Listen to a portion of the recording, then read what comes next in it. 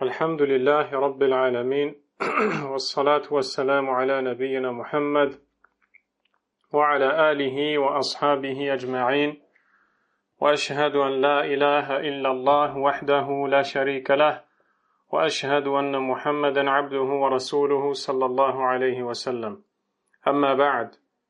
Nous sommes le 17 du mois Dhul Qa'dah de l'an 1445 de l'hégire du prophète Mohammed alayhi salatu wassalam, correspondant au 25 mai 2024. Toujours dans cette série d'interventions intitulée « Prépare ton cœur au voyage de la vie, le pèlerinage à la Mecque ». Ce grand voyage qui est le voyage de la vie qui nécessite que le cœur du pèlerin soit prêt spirituellement afin de savourer chacun des moments, chacun des instants, chacun des rites du pèlerinage derrière lesquels se trouvent des sagesses à comprendre et à vivre. Aujourd'hui, Inch'Allah Ta'ala, nous allons parler de plusieurs points. Le premier étant le sujet du fameux At-Tawaf. At-Tawaf bil Bayt al-Atiq. La circumambulation autour de la Kaaba. Le fait de tourner autour de la Kaaba, cette énorme, cette grande adoration. Le prophète Mohammed sallallahu alayhi wa sallam, comme nous le décrit le compagnon Jabir ibn Abdillah radiyallahu anhuma. Le compagnon nous dit فَبَدَأَ بِالْحَجَرِ فَاسْتَلَمَهُ وَفَاضَتْ عَيْنَاهُ بِالْبُكَاءِ.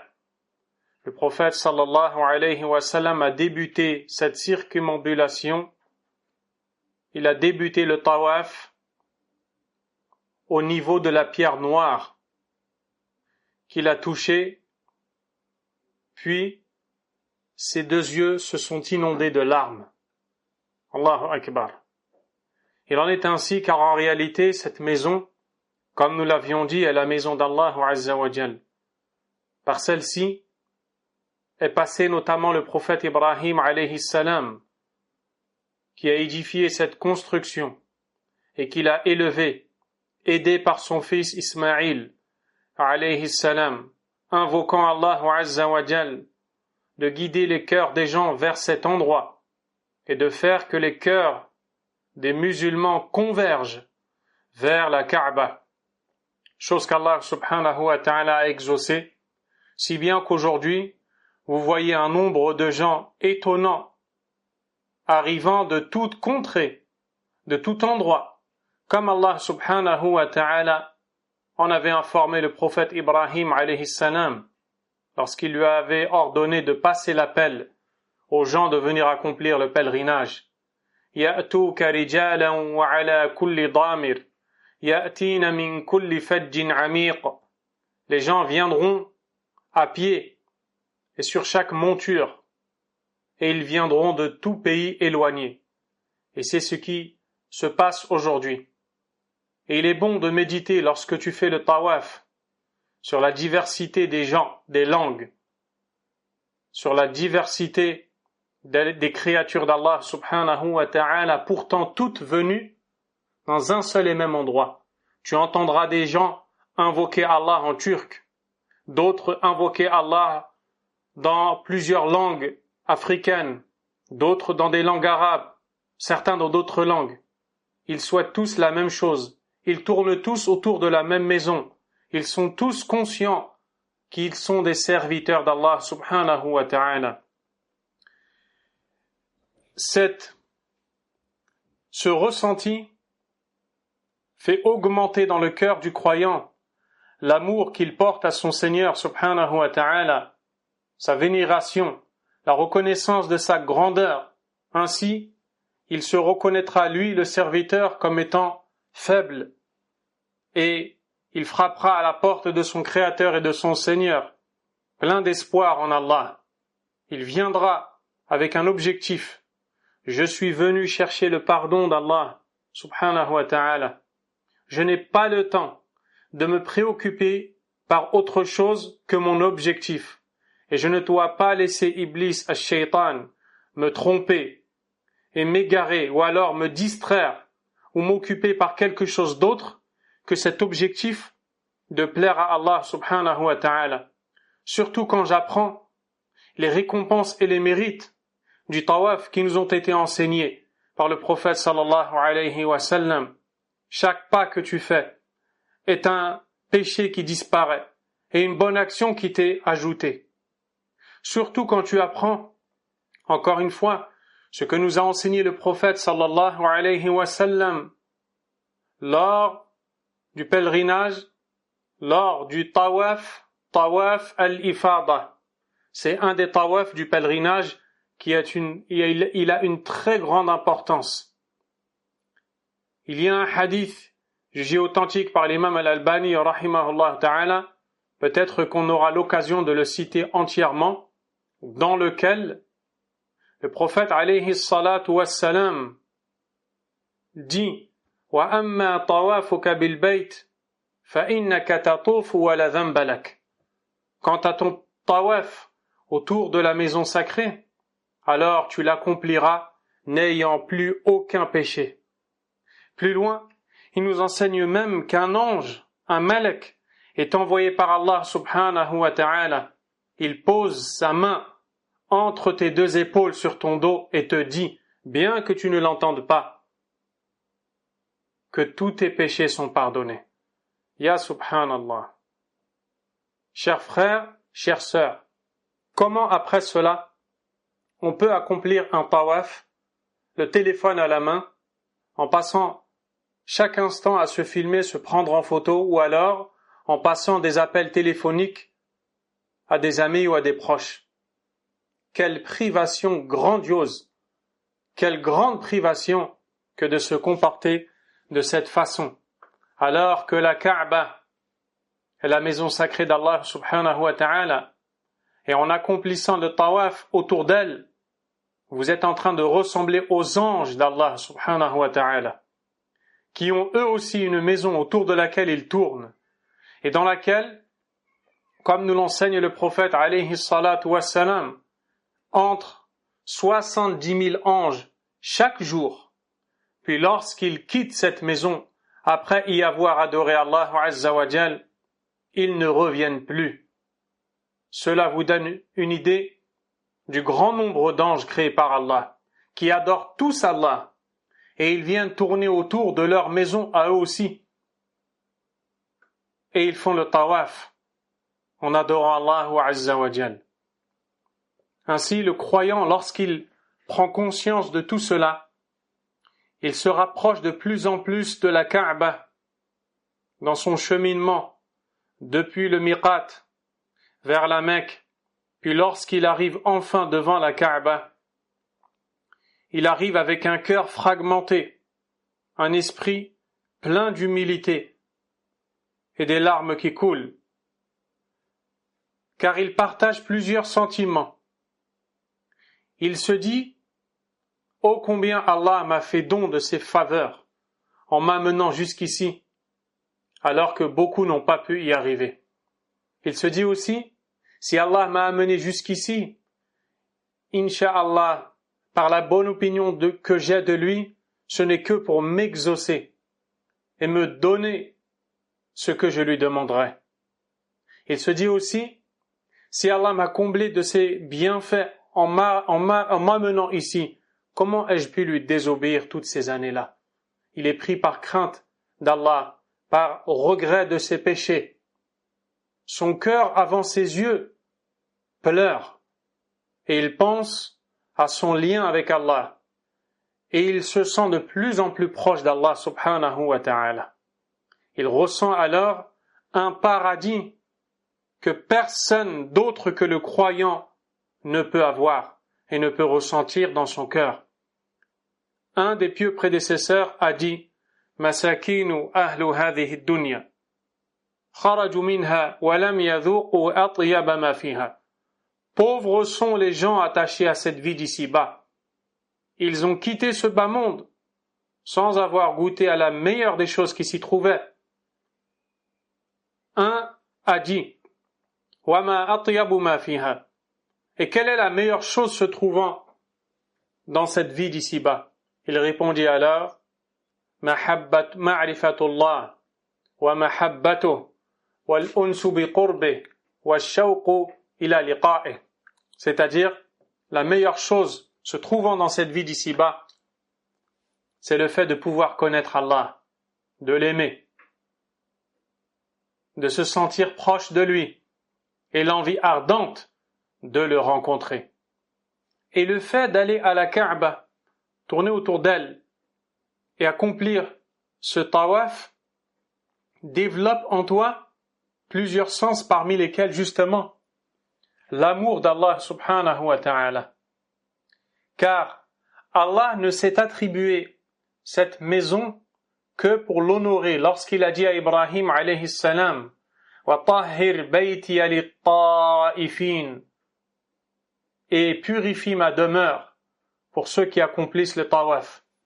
Tu te rappelles que tu es dans un endroit qui a été purifié par Allah subhanahu wa ta'ala par le biais de son prophète Ibrahim alayhi salam, et Allah a ordonné que cette demeure soit purifiée pour toi, pour que tu viennes y accomplir le tawaf, pour que tu viennes pleinement recueilli. Ainsi, le fait qu'Allah s'attribue cette maison, nous dit l'imam Ibn al-Qayyim rahimahullah ta'ala, c'est ça qui a fait que les cœurs des croyants dans le monde convergent vers la Kaaba et se dirigent tous vers elle. Allahu Akbar. Et l'amour d'Allah subhanahu wa ta'ala est l'une des adorations les plus spécifiques qui soient pour le croyant. Car en réalité, le croyant est né avec l'amour d'Allah dans le cœur. Cet amour augmente quand le croyant augmente en bonne action et diminue quand le croyant diminue en bonne action. Le prophète sallallahu alayhi wa sallam a dit كل مولود يولد على الفطرة فأبواه يهودانه أو ينصرانه أو يمجسانه. Le hadith est rapporté par Al-Bukhari et Muslim. Chaque enfant venant au monde est dans la prime nature, dans la nature saine, al-fitra. Et ce sont ses parents qui par la suite en font un juif, un chrétien ou un masdéen. C'est-à-dire que, à la base, l'enfant qui naît est dans la nature saine qui est l'islam. Et selon l'environnement qui l'entoure, il va soit se développer dans cette nature saine, à condition qu'il soit éduqué dans cet islam sur lequel il est prédisposé, ou alors son environnement va affecter sur lui et il deviendra ce qui correspondra à cet environnement. Peu importe la religion dont il s'agit. Ce sont des exemples qui ont été cités par le prophète sallallahu alayhi wa sallam dans ce récit. Et donc le fait de venir à la Kaaba augmente ton amour d'Allah azza wa jal. Deuxième sagesse, deuxième secret, derrière le tawaf, secret ou sagesse spirituelle, le tawaf fait bouger le cœur du croyant qui accomplit le pèlerinage. Il reconnaît la grandeur d'Allah subhanahu wa ta'ala. Subhanallah. Il regarde devant lui. Il regarde derrière lui. Il regarde à sa droite. Il regarde à sa gauche. Il ne voit que des hommes, des femmes, des jeunes, des moins jeunes. Certains sont en fauteuil roulant, d'autres marchent, d'autres sont assistés et ainsi de suite. Tous ces gens-là, venus s'humilier, venus s'avilir devant le Seigneur des cieux et de la terre. Ce qui fait naître dans le cœur du croyant la reconnaissance de la grandeur du Seigneur subhanahu wa ta'ala pour plusieurs choses, pour ses bienfaits, pour sa beauté, pour sa perfection. Et cela développe cette foi qu'il a déjà dans le cœur.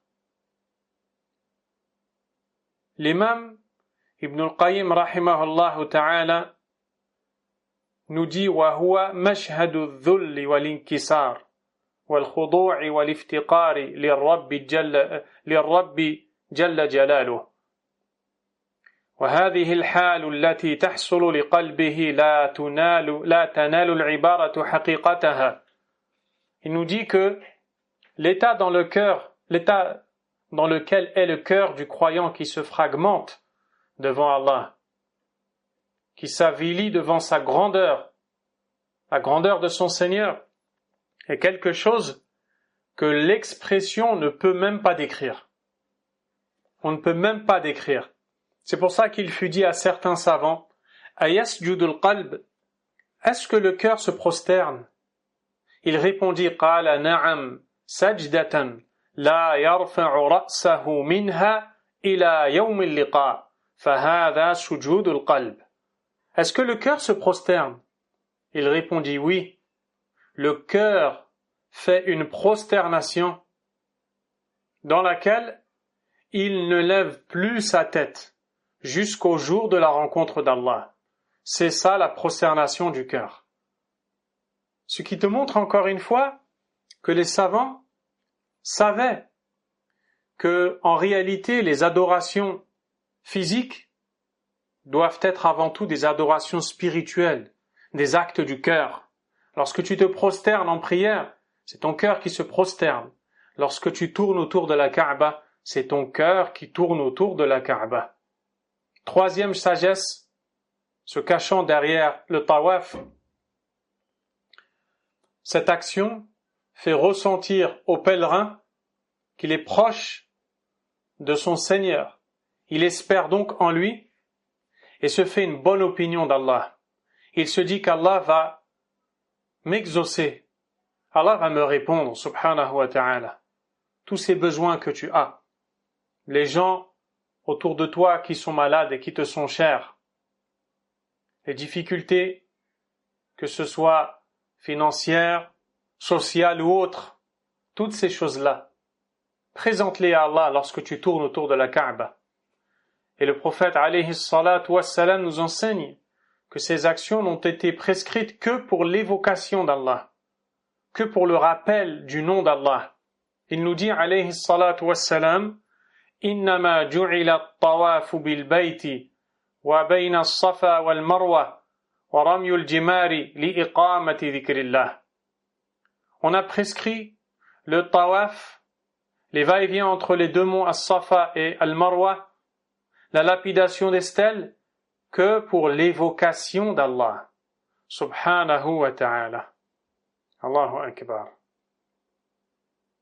Donc le pèlerin qui accomplit le tawaf doit comprendre qu'il est dans une adoration importante. Ainsi, il doit prendre soin du comportement, des règles de bienséance à respecter pendant ce tawaf. Il ne convient pas, par exemple, que tu tournes autour de la Kaaba en train de discuter de choses futiles. Car tu perdras non seulement ton temps, mais tu feras perdre le temps de ton interlocuteur qui t'écoute. Alors que chaque minute autour de la Kaaba est précieuse. Et il est triste de constater que beaucoup de gens perdent beaucoup de temps lorsqu'ils tournent autour de la Kaaba, car préoccupés par autre chose. Je me souviens d'une fois où nous étions justement là-bas, et il y avait un pèlerin avec qui nous étions en train de faire les rites, qui était distrait par la grande tour qui se situe à proximité de la Kaaba, au-dessus de laquelle il y a la plus grande horloge du monde, comme on dit.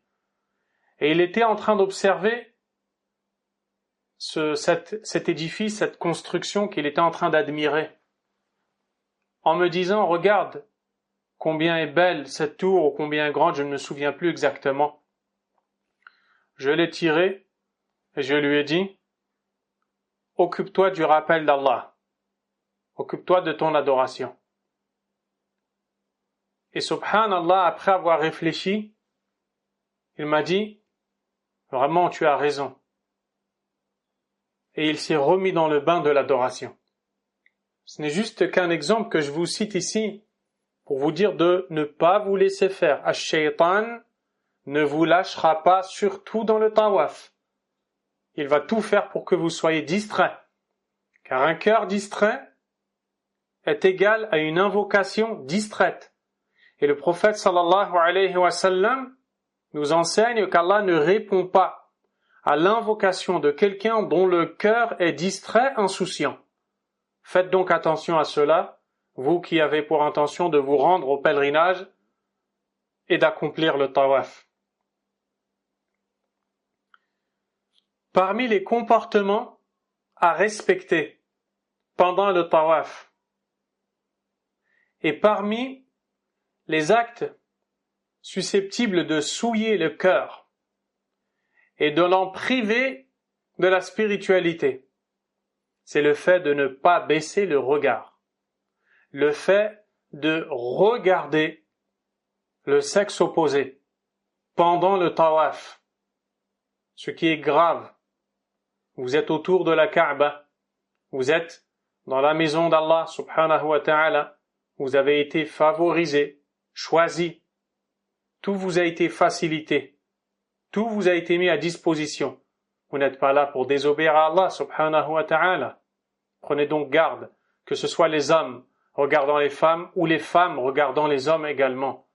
Mais concentrez-vous sur l'adoration de votre Seigneur, car proportionnellement à la distraction de votre cœur pendant le tawaf, tout ce dont on vient de parler sera également faible.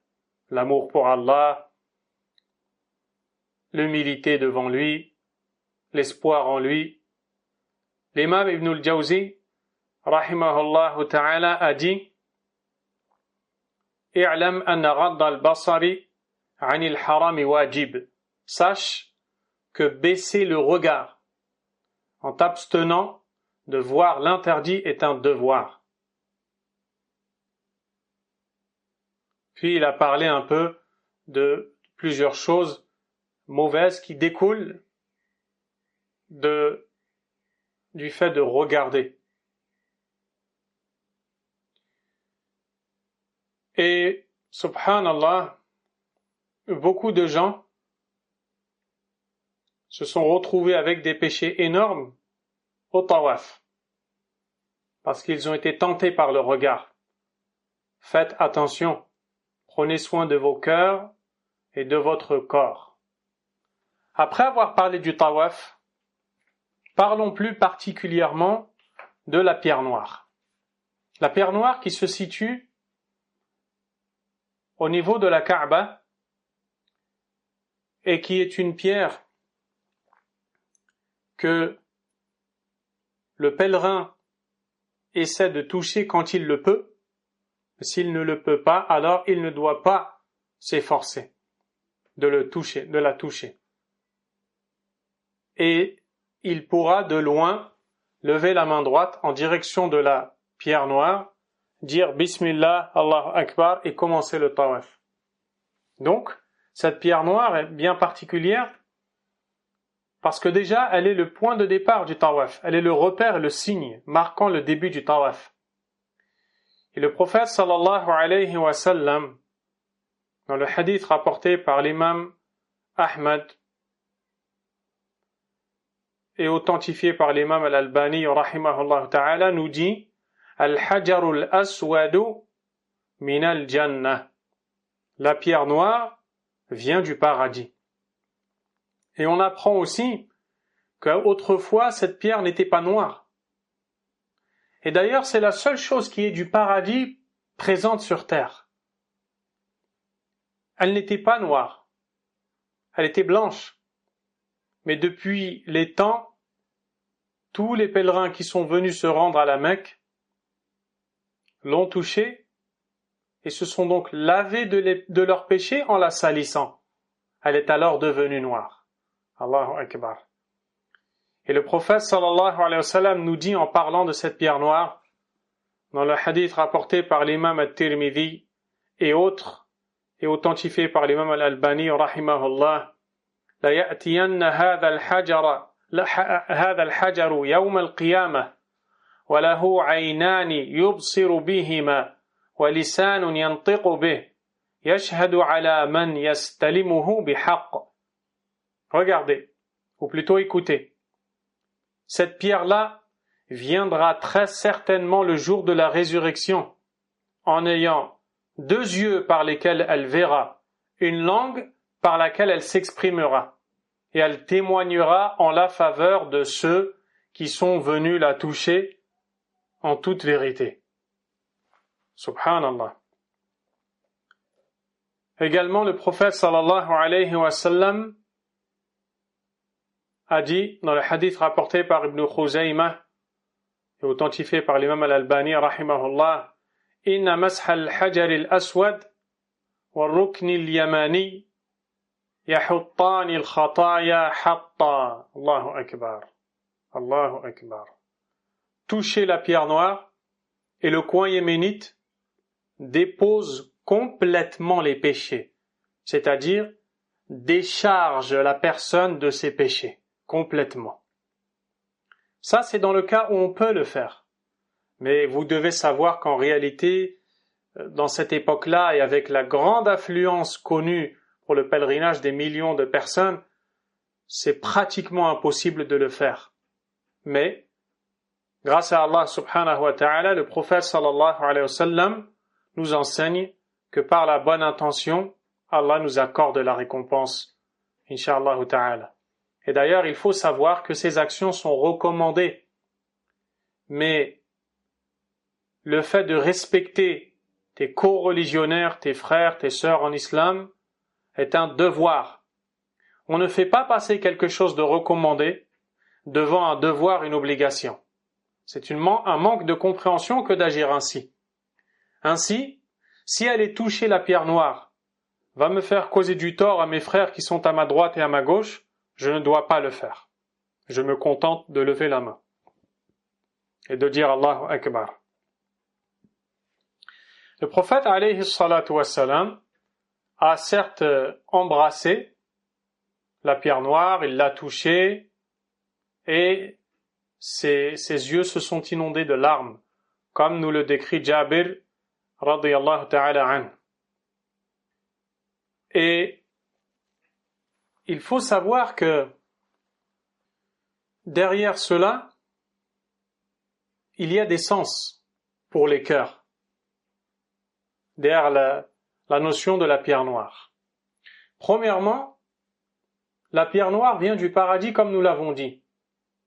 Il n'y a rien sur terre qui soit du paradis excepté cette pierre noire. Cette pierre noire nous rappelle donc la demeure tant espérée et recherchée et qui nous manque tant, nous autres les croyants, qu'est le paradis. Qu'Allah nous l'accorde. Allahumma nas'aluka al-jannata ya arhamar rahimin. Celui qui accomplit le pèlerinage et qui voit la pierre noire se rappelle d'où elle vient et c'est la destination recherchée. Deuxièmement, le fait d'embrasser la pierre noire te montre que, en tant que musulman, il t'est demandé soumission aux ordres d'Allah subhanahu wa ta'ala. Tu vas jusqu'à cet endroit pour toucher une pierre. Pourquoi? Pour suivre le prophète alayhi salatu wassalam. La soumission à Allah subhanahu wa ta'ala,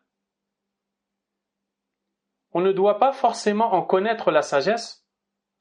Quand Allah nous donne un ordre, il arrive qu'il nous informe de la sagesse de cet ordre, de la raison de ce devoir ou de cet interdit, tout comme il arrive qu'il se contente de nous donner un ordre ou un interdit sans nous informer de la sagesse. Nous devons savoir qu'en tant que croyants, nous sommes éprouvés par des devoirs et des interdits, dont la conclusion est le paradis. Omar ibn al-Khattab radiyallahu ta'ala anhu est venu et a embrassé cette pierre noire. Puis il lui a dit: Inni a'lamu annaka hajarun la tadurru wa la tanfa'. Je sais très bien que tu es une pierre ne nuisant en rien, ne profitant en rien. ولولا أني رأيت رسول الله صلى الله عليه وسلم يقبلك ما قبلتك. Et si je n'avais pas vu le prophète sallallahu alayhi wa sallam t'embrasser, je ne t'aurais pas embrassé.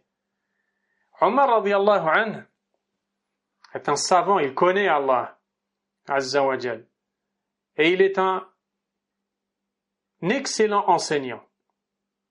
Il enseigne aux gens la sagesse de l'obéissance à Allah azza wa jal.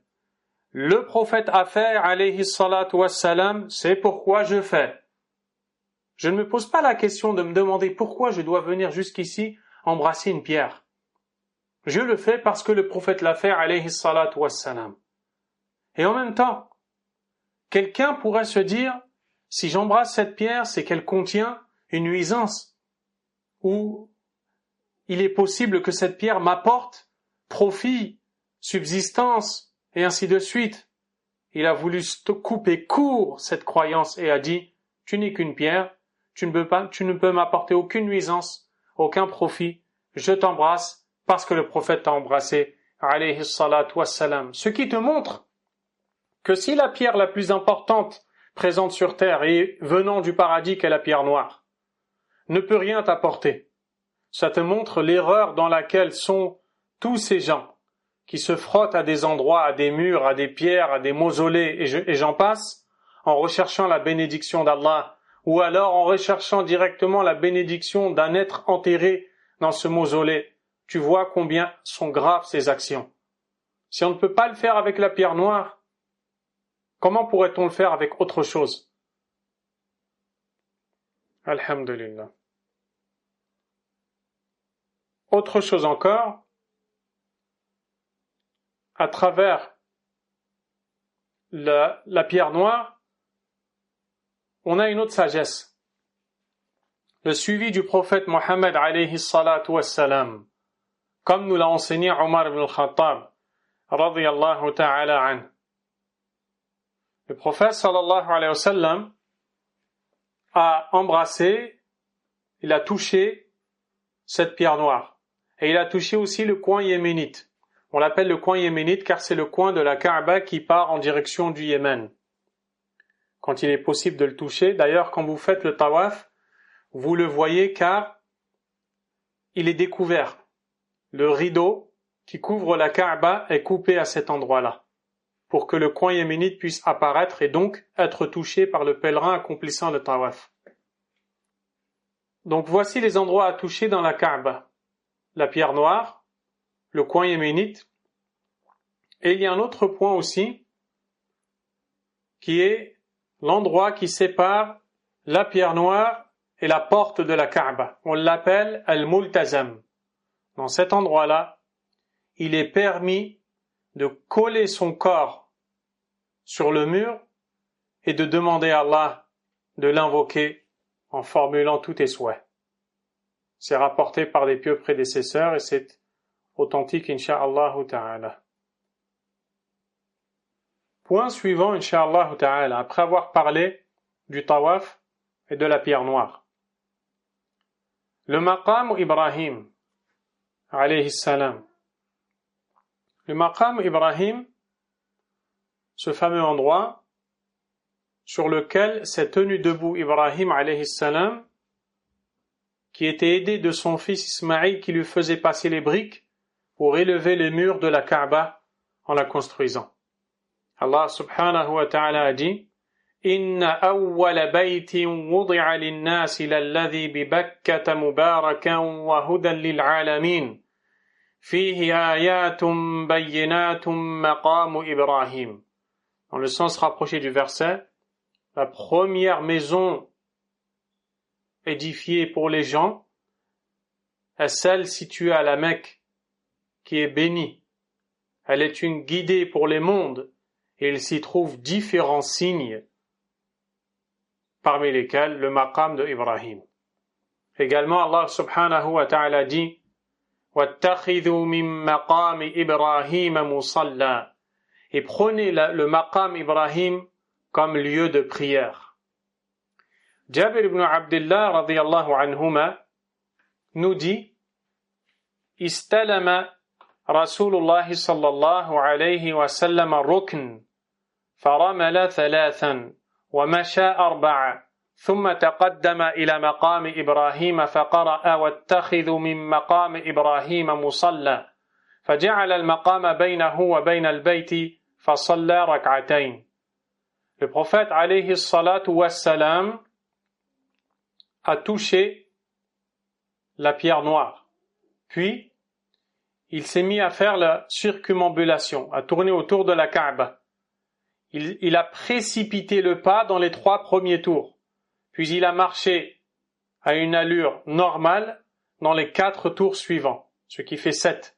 Et donc c'est la sunna de faire les 3 premiers tours en se précipitant. Mais ça, on en parle dans les cours sur la jurisprudence du Hajj, ce qui n'est pas l'objectif de ces assises-là. Là, on parle du côté spirituel. Jabir dit, puis, après avoir tourné autour de la Kaaba, il s'est approché du maqam et a récité le verset « Wattakhidhu min maqam Ibrahim musalla » et prenez le maqam Ibrahim comme lieu de prière. Il a donc pris le maqam Ibrahim entre lui et la Kaaba et il a prié 2 unités de prière de rak'a. Le maqam Ibrahim, donc c'est l'endroit où Ibrahim s'est tenu debout, et l'imam Ibn Kathir, rahimahullah ta'ala, nous enseigne que pendant de longues années, les gens pouvaient facilement apercevoir les traces des pieds de Ibrahim alayhi salam, mais ces traces se sont effacées par la suite, contrairement à ce que beaucoup peuvent penser aujourd'hui que on peut encore voir les traces des pieds de Ibrahim. On ne les voit plus. Et ensuite, le maqam a été déplacé. Il a été éloigné. Aujourd'hui, il a été recouvert notamment de vitres en verre. Et vous voyez que les gens vont jusqu'à là-bas, frotter leurs vêtements, faire des choses qui ne sont pas légiférées, qui relèvent de l'innovation et qui nuisent à leur tawaf et à leur adoration du pèlerinage. Le maqam Ibrahim alayhi salam faisant partie des signes évoqués par Allah dans le verset est quelque chose qui renferme encore des sagesses spirituelles. Première chose, le prophète sallallahu alayhi wa sallam, comme Allah lui a ordonné, a pris cet endroit comme lieu de prière. Et il n'a rien ajouté à cela. Il ne l'a pas embrassé. Il ne s'est pas frotté à lui. Il n'a pas recherché de la bénédiction, comme le font beaucoup de gens. Toutes ces actions relèvent de l'innovation. Elles sont rejetées par Allah. Si vous aimez le prophète sallallahu alayhi wa sallam, ô musulmans, contentez-vous de sa sunna et de sa guidée. Suivez-le. Faites comme lui. Lui qui, après avoir accompli son pèlerinage, a dit « Khudhu anni manasikakum » Prenez de moi vos rites. L'imam Ibn Taymiyyah rahimahullah a dit « Hatta maqam Ibrahim, alladhi bi Makkata la yuqabbalu wa la yumsah, fakayfa bima siwahu min al-maqamat wal mashahid » Même le maqam Ibrahim se situant à la Mecque, on ne l'embrasse pas, on ne l'essuie pas, on ne se frotte pas sur lui. Que dire alors d'autre que ce maqam? Deuxième sagesse que l'on retrouve derrière le maqam Ibrahim alayhi salam, le rappel du prophète Ibrahim alayhi salam, et qu'Allah subhanahu wa ta'ala a exaucé son invocation. Ibrahim alayhi salam a invoqué Allah et a demandé à Allah waj'al li lisana sidqin fil akhirin. Waj'al li lisana sidqin fil akhirin. C'est-à-dire qu'il est en train de demander à Allah subhanahu wa ta'ala que les gens parlent en bien de lui après son décès. Et ça, ce n'est pas un mal en soi, contrairement à ce que l'on pourrait croire. Certains pourraient croire que le fait d'aimer que les gens parlent en toi de bien est un mal en soi. Non, ce n'est pas ça qui est un mal. Ce qui est un mal, c'est d'œuvrer pour un autre qu'Allah, subhanahu wa ta'ala. Ça, c'est un mal. Mais si tu es sincère envers Allah, subhanahu wa ta'ala, alors chaque croyant humble voudrait avoir un minimum de bonne réputation. C'est tout à fait correct, il n'y a aucun mal dans cela. C'est ce qu'a demandé Ibrahim alayhi salam à Allah subhanahu wa ta'ala, waj'al li lisana sidqin fi akhirin. Et Allah subhanahu wa ta'ala a répondu à cette demande favorablement en l'exaucant, si bien qu'aujourd'hui nous autres sommes en train de parler d'Ibrahim alayhi salam en bien. Lorsque tu es devant le maqam d'Ibrahim, tu te souviens de cela. Tu passes devant le maqam d'Ibrahim, toi le pèlerin, et tu te souviens du prophète d'Allah, Ibrahim alayhi salam. Tu te souviens de ce qu'il a fait, des efforts fournis par le prophète Ibrahim alayhi salam, Tu te souviens qu'il a appelé les gens à l'unicité d'Allah, qu'il a cassé les idoles, et qu'il a tout fait pour que les gens adorent Allah seul et sans associé. Tu te souviens combien il a été endurant dans les épreuves auxquelles il a été amené à faire face. Tu te souviens de la soumission d'Ibrahim alayhi salam qui a été jusqu'à accepter de sacrifier son fils Ismaïl alayhi salam. Tu te souviens, bien qu'il ne l'ait pas fait, bien entendu. Tu te souviens également du jour où il a élevé les briques lors de la construction de la Kaaba. Tu te souviens qu'Ibrahim alayhi salam, huwa Khalil ar-Rahman, qu'il est très proche et très aimé d'Allah, subhanahu wa ta'ala. Tu te souviens qu'Ibrahim alayhi salam, à lui tout seul, était l'égal d'une communauté entière. Allah azza wa jalla a dit, Inna Ibrahim kana ummah. Ibrahim était une communauté. Et tu te souviens qu'Allah a dit de lui qu'il allait en faire un modèle, un guide pour les gens. Inni ja'iluka linnasi imama. Je ferai de toi pour les gens un imam, un guide, modèle à suivre. Allahu Akbar. Tu te souviens de tout cela.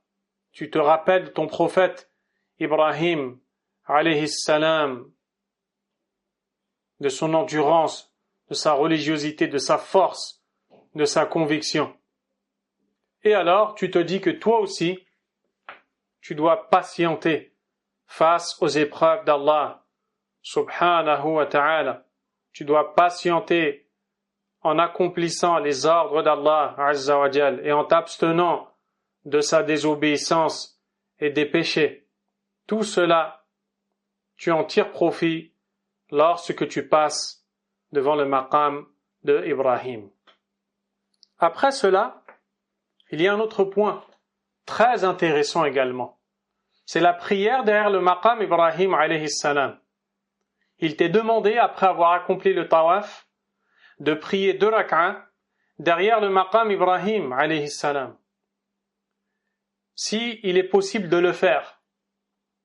En ce moment, ce n'est plus possible en vérité de le faire. Maintenant, tu feras 2 rak'ah là où tu trouveras de la place tout simplement. Vous allez voir des gens qui veulent vraiment prier derrière le maqam, ils vont jusqu'à se mettre en danger et mettre en danger les autres. Et tu les vois dans le tawaf, au milieu d'une foule très grande, prier 2 rak'ah. Mais dans quel état est-ce que tu peux prier 2 rak'ah alors que tu sais que tu es en danger, tu risques de te faire écraser? Est-ce que c'est ça qu'Allah veut de toi? Ce n'est pas la sunna.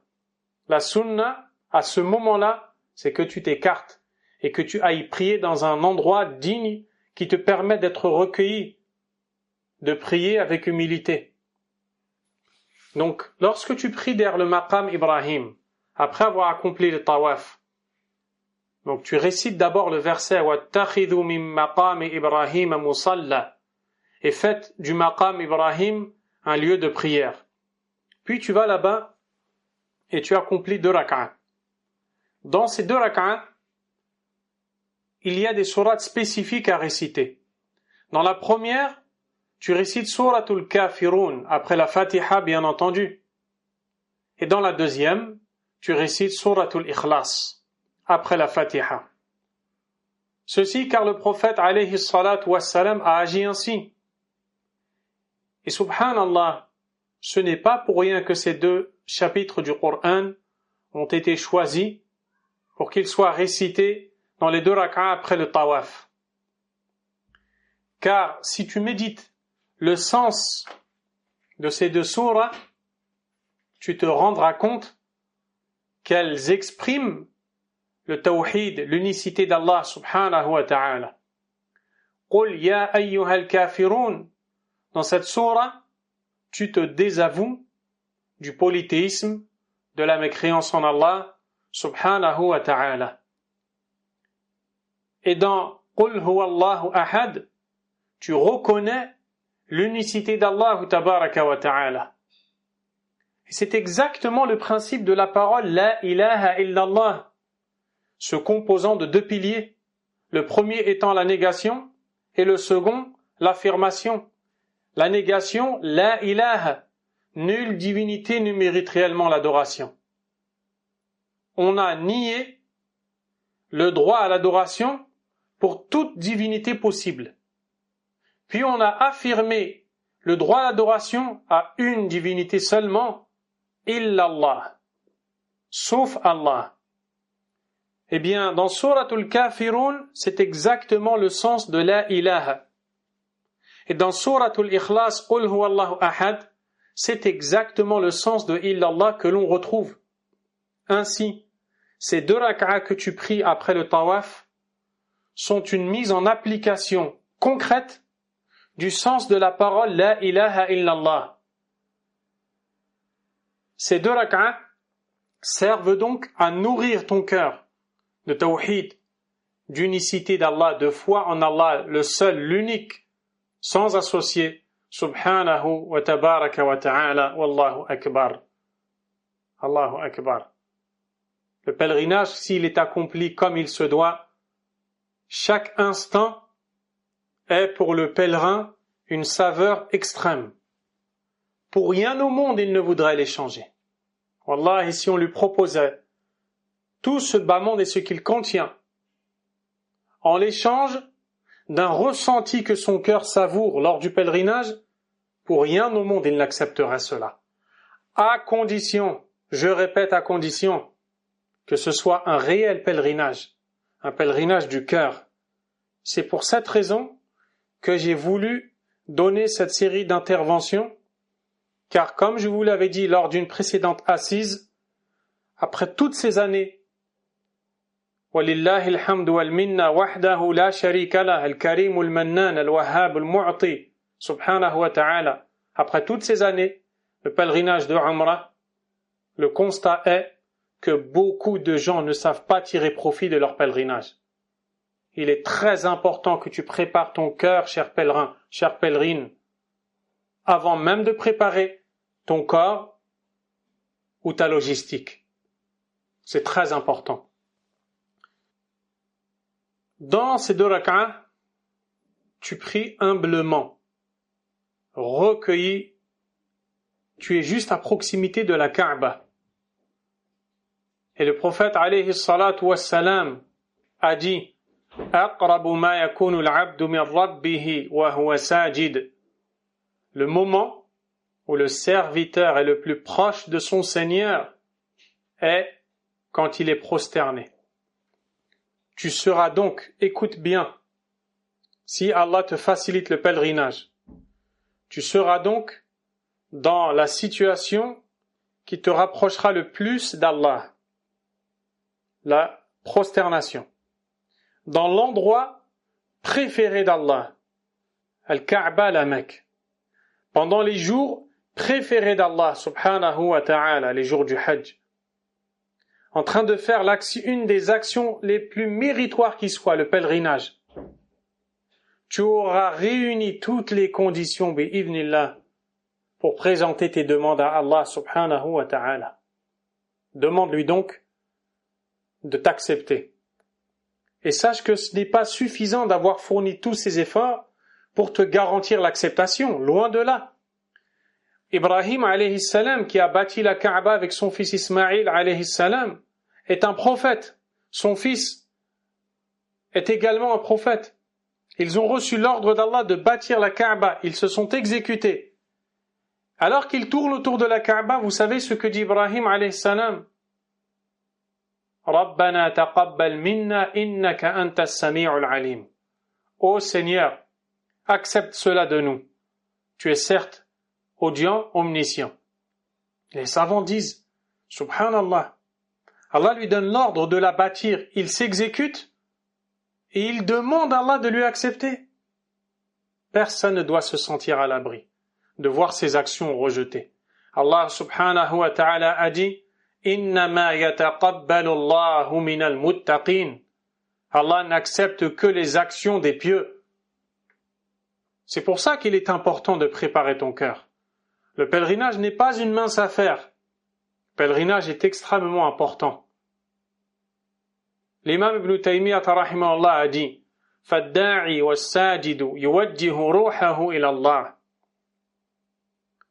والروح لها عروج يناسبها فتقرب من الله بلا ريب بحسب تخلصها من الشوائب فيكون الله عز وجل منها قريبا قربا يلزم من قربها. Ibn Taymiyyah rahimahullah, grand savant de l'islam, nous dit, celui qui invoque Allah et qui est en prosternation dirige son âme vers Allah. Il se rapproche sans nul doute d'Allah subhanahu wa ta'ala, proportionnellement au fait qu'il se débarrasse des souillures s'interposant entre son cœur et Allah subhanahu wa ta'ala. Plus tu es concentré, plus tu es humble, plus tu pries et te prosternes avec humilité, plus tu te rapprocheras d'Allah subhanahu wa ta'ala jusqu'à ce qu'Allah soit proche de toi. C'est quand même grand. C'est quand même grand comme parole que d'entendre tout ça. Qu'Allah subhanahu wa ta'ala nous accorde la réussite. Et ainsi, nous avons terminé avec le maqam Ibrahim et nous passons à un autre point, as-sa'yu bayna as-safa wal-marwa, et nous nous arrêterons sur celui-ci, incha'Allah ta'ala, pour aujourd'hui. Parmi les rites également, l'action de faire les va-et-vient entre les deux monts, as-safa et al-marwa. Allah subhanahu wa ta'ala a dit, inna as-safa wal-marwata min sha'airillah. فمن حج البيت أو اعتمر فلا جناح عليه أن يطوف بهما. Dans le sens du verset, certes, As-Safa et Al-Marwa font partie des emblèmes d'Allah. Ainsi, quiconque accomplit le pèlerinage de cette maison ou la Umrah, nul grief à ce qu'il fasse les va-et-vient entre les deux. Ce verset a été révélé après que les compagnons se soient interrogés s'ils devaient faire les va-et-vient entre Safa et le Marwa ou non lors de l'accomplissement de la Umrah ou du pèlerinage, car il était connu que les polythéistes l'accomplissaient aussi par peur de leur ressembler ou de faire quelque chose qui leur soit particulier. Ils ont interrogé le prophète alayhi salatu wassalam et Allah azza wa jal lui a révélé cette réponse.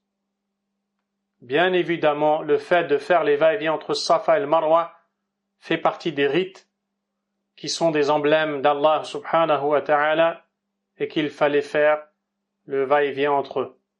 L'imam Abdurrahman ibn Nasir al-Sa'di rahimahullah ta'ala a dit, يخبر تعالى أن الصفا والمروة وهما معروفان من شعائر الله أي أعلام دينه الظاهرة التي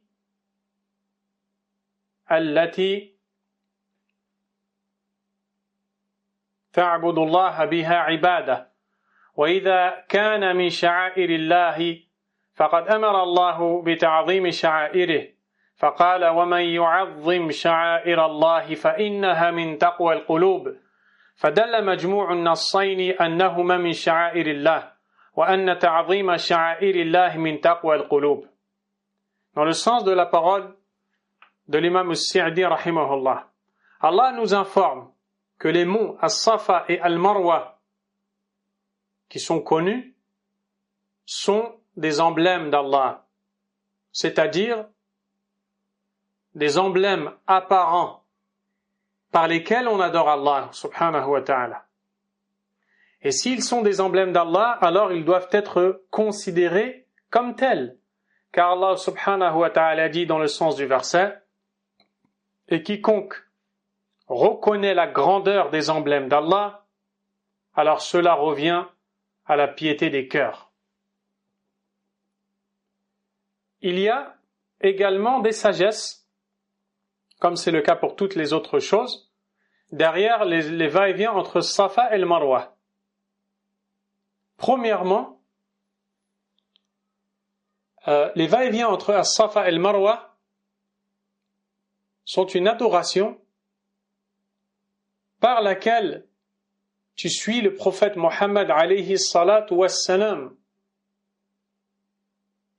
et fait également partie de cela le fait de savoir que les rites également enseignés par le prophète Ibrahim alayhi salam contenaient As-Safa et Al-Marwa.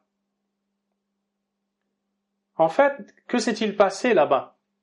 Lorsque le prophète Ibrahim alayhi salam a reçu l'ordre d'Allah subhanahu wa ta'ala de laisser à Mecca sa femme Hajar et son fils en bas âge, Ismaïl, qui était alors bébé, alayhi salam, et de s'en aller, Hajar s'est inquiétée pour son fils, qui demandait de quoi se nourrir. Et elle faisait des va-et-vient justement en courant entre ces deux monts qui à l'époque bien sûr étaient élevés. Et elle courait à la recherche d'aide. Et c'est là qu'Allah subhanahu wa ta'ala va lui envoyer Jibril alayhi salam, qui va frapper la terre et de là va jaillir l'eau de Zamzam. Quand elle va voir l'eau arriver, elle va dire Zam, Zam, qui veut dire reste, reste, comme si elle demandait à l'eau de rester. C'est pour ça qu'on l'appelle Zamzam d'ailleurs. Et donc, dans les va-et-vient entre Safa et le Marwa, on se souvient de ça.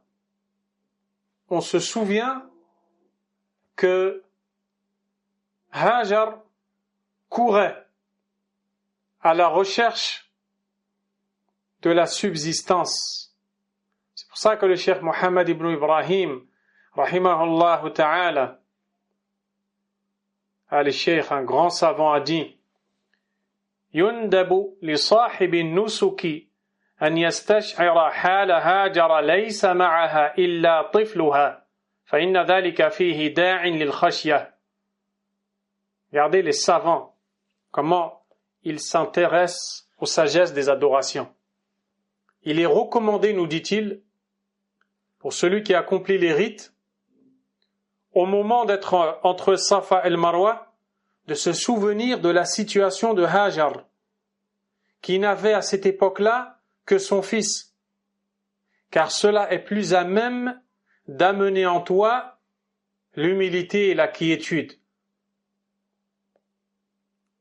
Toi, quand tu vas faire le va-et-vient entre Safa et le Marwa, tu vas voir énormément de monde. Tu vas trouver du Zamzam, de l'eau partout. Tu ne manqueras de rien. Mais elle était dans une terre désertique. Et elle courait dans cet endroit, peut-être sous la chaleur, Allah est plus savant, à la recherche de quelque chose ou de quelqu'un. Et ça va t'amener à te concentrer également dans tes va-et-vient entre Safa et Al-Marwa. Deuxième sagesse derrière Safa ou Al-Marwa, le fait de te rappeler d'Ibrahim alayhi salam et de sa soumission pleine aux ordres d'Allah, si bien qu'il y a laissé, donc à Safa et Marwa, vers cet endroit-là, son épouse et son enfant, qui allaitaient encore, Ismaïl alayhi salam, dans une terre désertique, dans laquelle il n'y avait ni verdure, ni rien, pas de compagnie, pas de boisson, pas de nourriture, rien de tout cela. Toi, aujourd'hui, tu viens là-bas avec tes provisions, avec ta nourriture. Elle, Hajar, a dit à son fils, a dit à son mari Ibrahim, Ah Allahu amaraka bidhak, est-ce Allah qui t'a ordonné de nous laisser ici?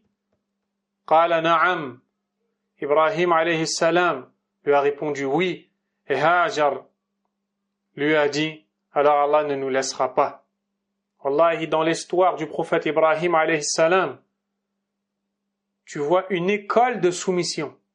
Il doit laisser sa femme avec son fils alors qu'il est âgé, il n'a pas eu d'enfant pendant tant d'années. Ensuite, il doit sacrifier son fils. Plein de sacrifices qu'il doit faire qu'il n'a pas hésité dès lors que c'était pour plaire à Allah subhanahu wa ta'ala. Allahu Akbar. Donc le va-et-vient entre Safa et Marwa te rappelle tout ça. Également, parmi les sagesses, il y a le fait de te rappeler l'importance de tawakkul ala Allah azza wa jal, de la confiance en Allah subhanahu wa ta'ala.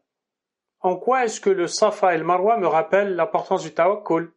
La réponse, si tu te souviens de ce pourquoi tu es là, c'est pour prendre exemple de Hajar, de Ibrahim alayhi salam, tu te souviens de l'importance du tawakkul, parce que eux, ils étaient seuls, ils n'avaient rien là-bas. C'est pour ça que Hajar a dit à Ibrahim, quand celui-ci lui a dit, c'est Allah qui m'a ordonné de te laisser ici, elle lui a dit, Idhan, la yudayi'una. Donc, Allah ne nous le perdra pas. Alors qu'elle est dans le désert et qu'il n'y a personne. Aujourd'hui, nous ne sommes pas dans le désert, nous sommes entourés, nous avons de quoi boire, de quoi manger, mais nous sommes en constant manque de tawakkul ala Allah, qu'Allah nous guide. Subhanahu wa ta'ala. Également, parmi les sagesses du sa'i, les va-et-vient entre Safa et le Marwa, le fait de se rappeler de notre mère Hajar, alayha salam, la femme du prophète Ibrahim, alayhi salam, aidée de la délivrance qu'Allah apporte à son serviteur après les épreuves. Allah t'éprouve, mais il finit toujours par te délivrer. Bi'idhnillahi tabaraka wa ta'ala. Et ça, tu peux te le rappeler lors des va-et-vient entre As-Safa et Al-Marwa. Je m'arrête ici, Inch'Allah ta'ala, pour aujourd'hui. À partir de demain, Inch'Allah ta'ala, on traitera des actions du Hajj, notamment le jour de Tarwiyah, le 8e jour, qui est le premier jour du pèlerinage. Wallahu ta'ala a'lam, wa sallallahu wa sallam wa baraka ala nabiyyina Muhammad, wa ala alihi wa ashabihi ajma'in, subhanakallahumma wa bihamdik, ashhadu an la ilaha illa ant astaghfiruka wa atubu ilayk wa barakallahu fikum.